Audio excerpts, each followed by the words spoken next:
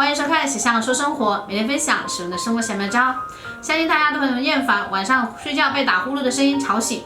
打呼噜呢，不仅会打扰到他人，还会影响到自己的睡眠质量，还有可能会引发各种的健康危险。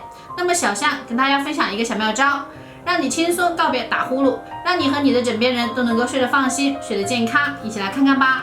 首先，我们准备一个喝水的杯子，然后我们再在杯子里面放入适量的花椒粒。接着呢，我们再在杯子里面放入4到5粒枸杞。添加枸杞之后呢，我们再将杯子里面倒入适量的开水。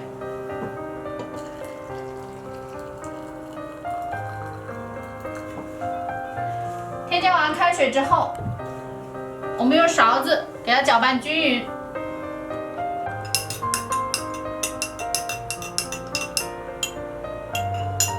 搅拌均匀之后呢，我们让它浸泡20分钟。20分钟之后，我们再回来。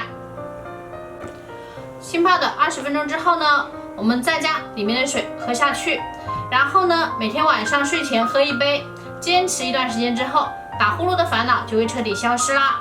大家看完视频之后呢，赶紧把这个方法告诉身边打呼噜的朋友哦。